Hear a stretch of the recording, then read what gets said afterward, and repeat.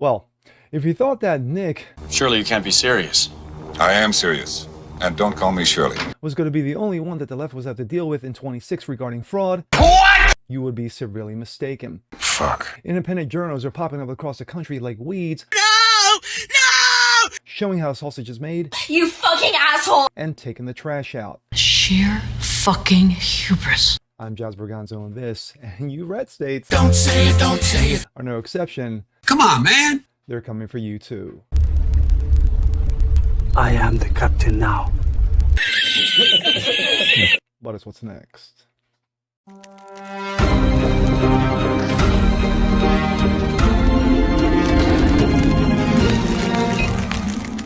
What's up, everyone? Jazz Berganzo. What's next? Your daily dose, common sense, facts, and salt. Happy Thursday. Happy New Year 2026. Ooh, especially coming off the 25 that we had. God willing, 26 is going to be better. But it didn't end well. 25 didn't end well for those in Minnesota and in other states. What am I talking about? I'm talking about the fraud, the waste, the ridiculousness of teat sucking that has been happening, especially over the last few weeks going into the end of last year. We go to Minnesota, where you have one Nick, surely not serious, well, he is, and his last name is Shirley, blew the doors open on billions in fraud in regards to Somali daycare centers. Got so heated to the point where even Trump has stepped in and cut off millions to that state in regards to childcare. But if the left thought that Nick was going to be the only one going into 26 that they would have to be afraid of, well, they are severely mistaken. Independent journals are popping up across the country like weeds, exposing how the sausage is made and taking the trash out. So, yeah, certain, podcasters, take note. You may want to take some lessons. And here we go. This comes out of Breitbart. Citizen Journos expose potential Somali fraud in Ohio, Maine, Pennsylvania, Washington State, and other states around the country. Citizen Journos and civic activists are spotlighting potential Somali fraud of taxpayer funding not just in Minnesota, but in multiple states across the country. Videos from Ohio, Maine, Pennsylvania, Washington State, and others suggest that clannish Somalis across the country have replicated the alleged taxpayer fraud exposed in Minnesota's childcare centers by citizen journalist Nick Shirley. For instance, in Washington State, ex-user Carlene Johnson noted that she found a home registered at a daycare provider in Federal Way, Washington, but no children were present when she stopped by to inquire. Of course, that comes from her X page. Another social media user jumped to his TikTok account to reveal that Somalians have registered a whopping 539 daycare centers in Washington State. He noted that these daycare centers receive minimal state funding, that is $775 million a year in state taxes flying out the proverbial window. I know just about everyone has seen the videos from Nick Shirley talking about what's happening with the Somali daycare centers in Minnesota. But did you know that in the state of Washington, there are 539 more Somali daycare centers? 539. Each receiving somewhere between $1.5 million to $4 million taxpayer money every year.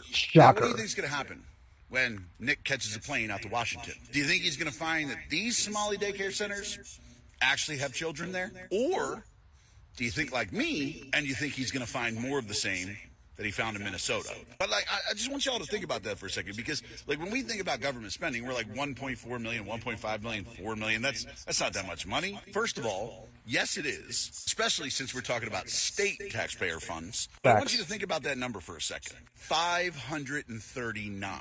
And let's say all of them got the minimal funding. If they each only got the absolute minimal funding, that's $755 million.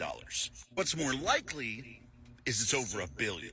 That is $1 billion of your taxpayer money going to people who aren't actually running a daycare, or as they were in Minnesota, a leering center. So either you care about fraud, waste, and abuse, or you don't. And that'll be determined whether or not you want to speak up about this. But if you're not going to speak up about this very obvious fraud, you're not going to speak up about billions of dollars of waste. That is obvious. And could you do me a favor and just shut the fuck up about everything? Boom. And that came from the older millennial. Several others are asking similar questions about these facilities in Washington State. PNW Conservative. Here, Adam, I guess whoever it is, Adams Unchanged, shows a boarded up childcare facility still listed on the state's available centers. This place doesn't look like it's been open for quite a long time. So we're at the site of one, this is what I was told I was going to see, a bunch of these bilingual schools. This is the first one I've seen, so I had to pull over and actually take a shot of it. You can still see the sign behind him. It says coming soon, whatever the name is, childcare. This also coming from PNW Conservative, just incredible 20 daycare centers in a 3-block area of subsidized housing. We got rain. It's about 5 minutes long. I may not play the whole 5 minutes, but So for you as just you to can get the see, gist. no one here is answering. It's just past 10 a.m. right now. Hello, looking to get some information about childcare. And the door so you can slams. see, I just asked about childcare. Is this childcare for children? It's not. And as you can see, he's putting information on the side there regarding their hours and, of course, I guess, other information in regards to that. Yeah, I just want to make sure this is Tawakkul House. Though. Okay, just wanted to make sure. What's the email address? Dang. Marine Childcare here at 2918.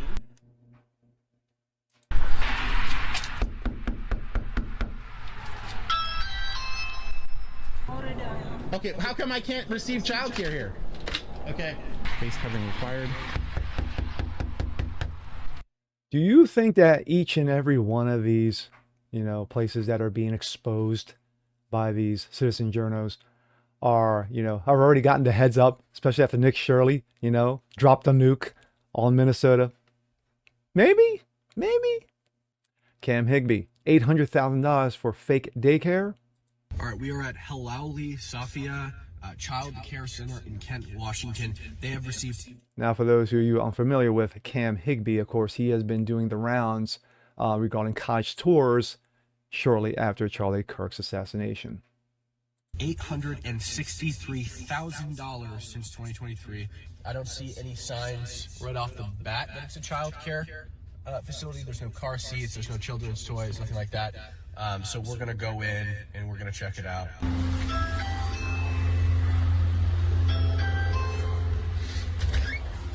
Hi, is this Halauli Childcare? No? There's no childcare here?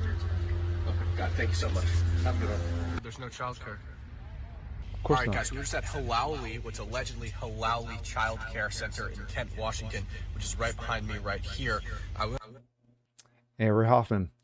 Seattle Socialist Mayor-elect Katie Wilson is backing Somali community after fraud allegations are popping up all over the city. Glad I got a screenshot because this is not going to age well. Embattled Governor Tim Walz in Washington at a fundraiser for Governor Bob Ferguson and pledged to bring more Somalians in to give more handouts as fraud was being exposed. Now allegations of fraud are surfacing in the Seattle Somali community area as well. On Thanksgiving Eve, playing Yahtzee to take money from my nieces and nephews, and we gamble a little bit on our Yahtzee in our house, and I get a drive-by slur from the president. What type of place have we gotten to when on Thanksgiving, the President of the United States is apparently sequestered in a room, ranting, and calling random governors the R word? The R word, that would mean retard, and it's not a slur, it's just who you are, Tampon Tim.